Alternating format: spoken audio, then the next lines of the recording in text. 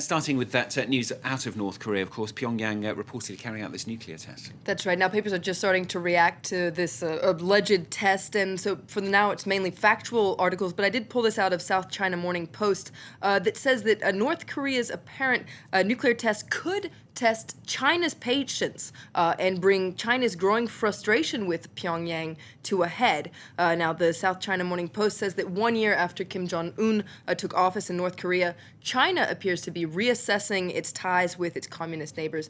And according to the South China Morning Post, it wonders how long China will continue to back North Korea's, what it calls its nettlesome policies. And of course, the other big story in all the papers today is the Pope. That's right. Let's start off with the front page of The Guardian. There's a really incredible photo of lightning flashing there over St. Peter's in Rome right after Pope Benedict XVI said he was going to resign.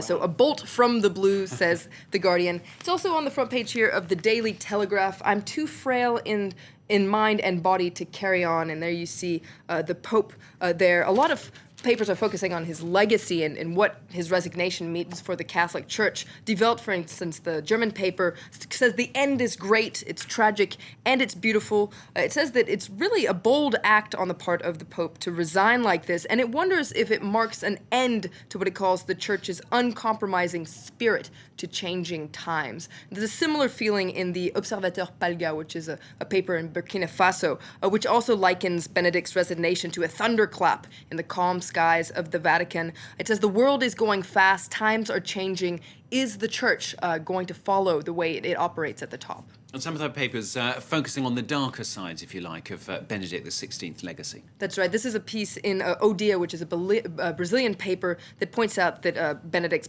papacy was marked by several controversies. So, first of all, of course, these allegations that Benedict and members of the higher clergy helped cover up cases of pedophilia.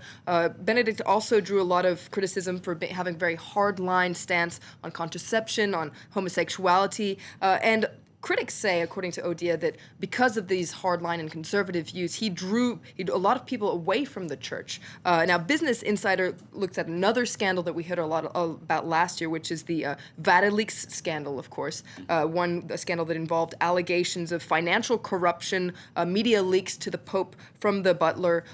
Business Insider says this was one of the most serious problems to rock the Church last year. And the key question as well covered in the papers of who's going to replace him, of course. That's right. The key question is on the front page of the International Herald Tribune today. The search begins for a papal successor. In El País, they wonder, is this the end of an era? And they hope that actually the successor won't be in Rome or in Europe, but in America, Africa, or Asian churches, because that's where they say that there's the optimism, creativity, and openness that's needed. Meanwhile, if you look at the front page of The Independent, you see that whoever is the next pope, they're going to have his work cut out for him. It says, situation vacant, a new leader is wanted for 1.2 billion Roman Catholics. And finally, several papers, they're focusing on, well, some of Pope Benedict's surprising trademarks, aren't they? That's right, especially his sense of style. If we look at this piece in the Times, it says that you can let the devil wear Prada. The man in the Vatican was dressed by Christ. And you see the Pope there. It looks like he was a very big fan of hats, sombreros, even a baseball hat.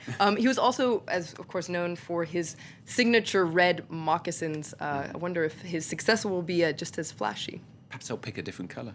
You never know. Florence, thanks very much. Florence VILLEMINOT with the International Paper Review here on France 24. Let's have the latest news headlines. North Korea's official state